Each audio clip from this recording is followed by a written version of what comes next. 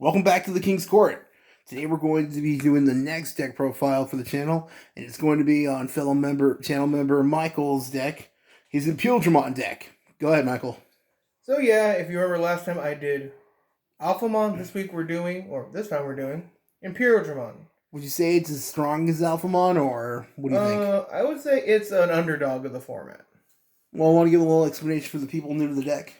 So your basic win condition is swinging it multiple times, being an aggressive, swinging face. And that sounds good, and on paper it is, but unfortunately we do have some hard matchups. Our probably hardest matchup is actually Gaiamon. Because Blocker Greymon gets online much quicker than it did in BT8. So Gaiamon's the better deck. Nah. Better dragon. Alright, so let's go ahead and start into this. Alright, gonna go with the Yankees? Yeah, our little babies. Alrighty. Don't worry, this deck is coming. We're working on it. So we're also working on some matches too to start putting up here. Yeah, so first off, we're playing 4 Demi-Vmons. We are playing 5 eggs, but you can play 4 if you really want to. The 5 is for the much more grindy matchup like security control. Sometimes Mastermon can be grindy. So having the 5 eggs is nice. And if you don't know what this Demi-Vmon does, it's if you have jamming, you draw 1 on attack once per turn. Nice. And since a lot of your cards have jamming, he's going to trigger a lot. Would you say this is the standard egg lineup? Like I said, you can run the 5th egg. We do run the 5th egg, so yeah, that's standard. But standard 4 of is Demi-V. Want to show the people the 5th egg? So the 5th egg is a flex spot, but I think the best egg to play is Upa at the moment. You want to give an explanation why? So Upamon is on attack. If your opponent has a Digimon with no sources, draw 1 card. So you want to draw. It's really good. The problem is that's only really the draw doesn't always come up because some people don't play Digimon with no sources. Some do. But like Madoki Betamon, Gazi, Chumon, some of them have sources, so being able to just gain a draw is better. BT11 is going to introduce a Wanyamon that if you have a blue tamer, draw a card, and I think that'll probably be the staple tamer egg to run.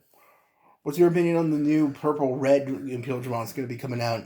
Looks pretty spaced. You think it might be better than this one? Maybe. I haven't got a chance to play test, or we haven't play tested it yet, so we'll look into it, but I think it's pretty good. I think in Japan it's having some pretty good sources right now. Alright, on to the rookies. So for our first rookie, you can up this number. We're playing 2 of Jamming Vmon. So for those who don't know, jamming is when you swing at security, you won't die even if your DP is lower. Jamming is so annoying. And because this is a rookie, you can do Demi-Vmon and you swing with it. And it's one of the reasons why you're so aggressive. This deck is like practically all gas. For consistency's sake, we are running 4 of the Vmon from the starter deck. He's on play, look top 3, and add a Digimon with the free attribute. So you can add pretty much himself, any Vmon, any EX Vmon, Stigmon, Imperialdramon, Dino B, which we are playing, and both the Imperialdramon lines. He can't add a few cards that we play, but that's just because he'd be too good if he could add anything like that. Do you like it at 4? Yeah, I do. You want to see it. Gotcha. You never want to digivolve it, but you want to see it, if that makes sense. It's kind of like the on-play Search 3 Agumon. Yeah. Gotcha. Now, the next 4 cards, or 4 rookies, are probably... They're not Vmon, so this makes some champions very interesting, but I like 4 Labramon from EX2. I saw a lot of people start playing this. This is when EX2 was first released. Yeah, so if you don't know what this Labramon does, it's on attack. If you have jamming, gain 1 memory. Pretty simple. We used to have... So you can either play this or the Vmon from EX1 that goes... When it comes out unsuspended, gain a memory. But thanks to a champion we play, and thanks to Imperialdramon resetting once per turn effects of inheritables, you actually can gain 2 memory while actually make a certain other Digimon we play cost much less. Gotcha. Only problem is he is a data attribute, so he isn't searchable by the Vmons. Which kind of sucks.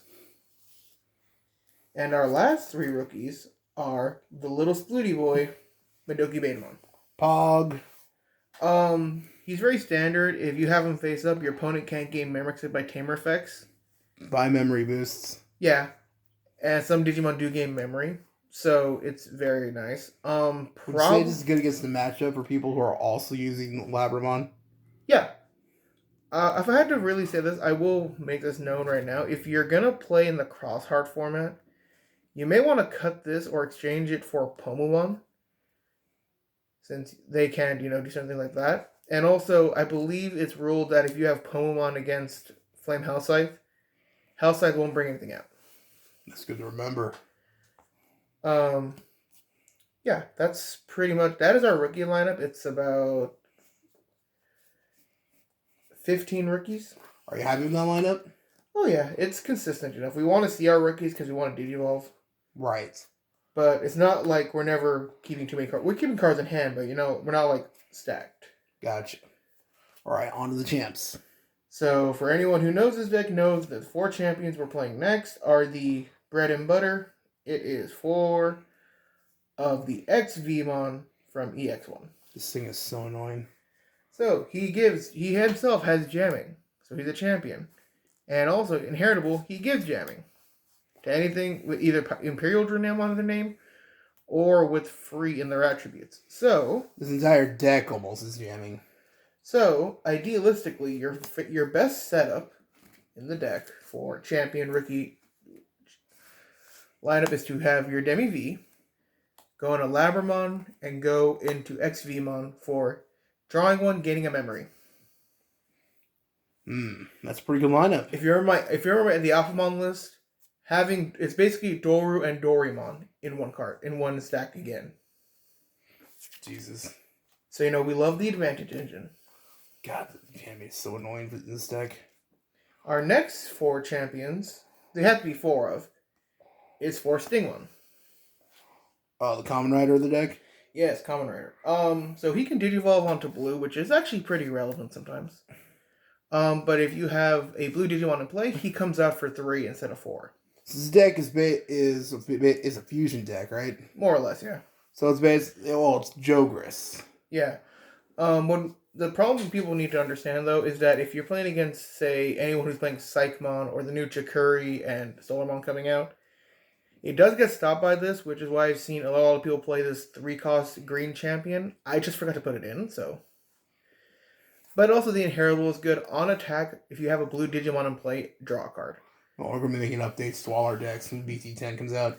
Yeah, so that drawing allows you to basically draw 2 on your first swing of Imperialdramon. Nice. And then, because we like to be pretty good, we're playing 2 Lightdramon. You Digivolve for 2 on top of Vmon, 3 on top of any other rookie. And then when Digivolving, you unsuspend. Or you suspend a Digimon. Thunder Doge. Yeah. So this is where I like to have the jamming Vmon underneath, or any other Vmon, because you can do some pretty interesting plays with this. This is also why I missed the EX1 Vmon, and I'll mention that combo with a Tamer later. Of course, we have the hybrid for game. Always got a hybrid for game. Yeah, I had a tournament game against our friend Jesse against his Mastermon deck. He swung security with his last attack, hit Davis in security, and one of the top 3 cards I revealed was Lobo. Jesse, get ready for him. So Jessamon Master. So he didn't even bother. He was like, "You got it." Remember the channel, Jessamon Master, Jesse. Yeah. So the last spot is a flex spot. You can either play Magnamon or I'm playing Leomon. Who got you that one? I did. I picked that up off a friend of mine. No, I got it.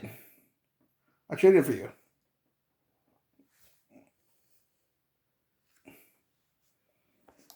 Anyway, if you have a blue Tamer on your field, he becomes a blocker. And alternates, if he dies, you gain 2 memory and draw a card. So he's really good. Plus, if you have to use him and you go Stingmon, you can go into Imperialdramon, then go Dragon mode to get him back out. Poor Leomon, he really doesn't last long. Yeah, unfortunately. Alright, that's all the champs? Yeah. Is there anything you're probably going to change besides the Stingmon when BT10 comes out? No, I think right now I'm happy with the lineup.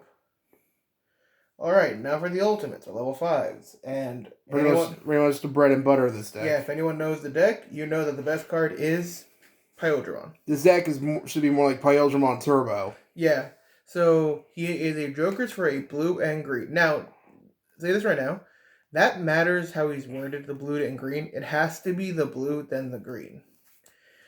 If it's not that way, it isn't being played properly. So for anyone who's playing against someone, they have to put the blue on top of the green. So on Digivolving, and if you have you DNA'd, you get to the bottom deck when you're playing Digimon with 6k or less. Playing against, say, Mastamon, you bottom deck their Gatomon, kind of sucks for them. You bottom deck their Angelomon, really sucks for them. And then on attack, unsuspend once. This deck pretty much is this deck in a nutshell. This card in a nutshell. Yeah. So if you want to, you can play Chimeramon. He's good for those times that I put 2 level 4 green blues or 2 level 4 greens. But for us, we're playing double Dino B. You liking this so far? Yeah, so Dino B is a green-blue instead of blue-green. And then on Digivolution, you suspend a Digimon, and then if you DNA'd, they can't unsuspend during its unsuspend phase. You ever thought of adding Chimeramon or cutting this for Chimeramon or what? Idealistically, maybe I'd do 1-1, but this is fine. And then Inheritable, it gives 1k to your level 6 for each color they have. BT10's right around the corner. We're going to be experimenting anyways. Yeah, so this makes your Dragon modes 12k and your Fighter modes 15. 12 and 15, not bad. This also works against, say, you, for example, Gaio, because I can suspend your Gaimon, it can't unsuspend, so the reboot really doesn't matter. Breath of the Gods, baby. Yeah. Time for the Big Daddy of the deck? Big Daddies, yeah. So we play 2 Dragon mode and 2 Fighter mode. 2-2. You like this lineup? Yeah, so Dragon mode costs 4 and Fighter mode costs 5, so they're pretty expensive, but honestly, it's fine. And then Dragon mode is on Digivolution, you can play a level 4 lower green and level 4 lower blue. So if you have the memory, you can just bring out the Stingmon and the XVmon again and make another Pyodramon. Have you ever considered taking in the Paladin mode? I used to. The problem is sometimes Paladin mode would sit in the hand for too long. Would you ever try them again with BT10 coming up, like some experimenting? Yeah, I could see that. Stripping Swords is actually just not bad. That's all the Digimon? And then for Fighter mode, he Digivolves for 2, or I guess mode change to be specific, on top of Dragon mode for only 2. And then on Digivolution, you can bounce something 10k. So this is where technically, I guess, Chimeramon and Magnamon are a better package, because you can basically make a Gaimon 10k, and then bounce it with this. That's pretty good. And then on attack, if he has a blue in his source, unsuspend him. And if you have a green in the source, suspend one of your opponent's Digimon. So it bounces just like Gurumon X. Yep.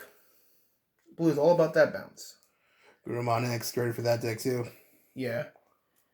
Now for the Tamers. And of course, for anyone who knows blue and knows this deck, we are playing 3 Davis and 3 Cannon Davis. Gotta love that reprint coming up. Yeah, so Davis is on play, look top 3, add a blue and add a green. You can actually add 2, say, Pyodramon, because you can make 1 the blue and 1 the green. That's a good thing to remember. Some people never think of that. Yeah, and he sets your memory to 3, so he's obviously really good. Gotta love memory setters. And then Ken Davis, so at the start of your main phase, if you have a blue Digimon, gain a memory. If you have a green Digimon, gain a memory. So if you have Pyodramon, you're gaining 2. So theoretically, you should be going to 5 memory if you have both these guys out. It's nasty. And then when a Digimon that's multicolored comes into play on your turn, you can suspend this to unsuspend it. Do you like this lineup? Yeah, so like when I mentioned the combo earlier, if you swung him with, say, Lightdramon and it didn't die, or it died, but Armor Purged into the VMon from EX1, you could go into, say, another Lightdramon, use Ken Davis, suspend it, unsuspend the Lightdramon, and this will trigger the VMon to gain back the memory. Nice. But for this, it's you use it for Dragon mode. Sorry, out of focus for a sec. And that's all the Tamers. Now we have the option cards. Here's the big one right here. And we're going to start with Isaac's favorite. Everyone's favorite. Megadeth. Greymon X, baby. So Megadeth does. You have to remember, for those who are not familiar, you actually do need to meet both color requirements to play the card. Sometimes people forget that. Yeah, but that's to play from hand. Security, you can still get the effect. So its main effect is suspend one of your opponent's Digimon, and then bounce one of the suspended back to their hand. Some people probably would think this is the card you want to max out on. What's your opinion on that? 3 is fine because you don't want to draw it. That makes sense. You are hidden security, but if you do draw it, it's not bad because you can just use Ken Davis or Davis to go to 3. So you put this back to 2. It's pretty good. Next is 2 blue memory boost. No explanation necessary. Yeah, memory boost is memory boost.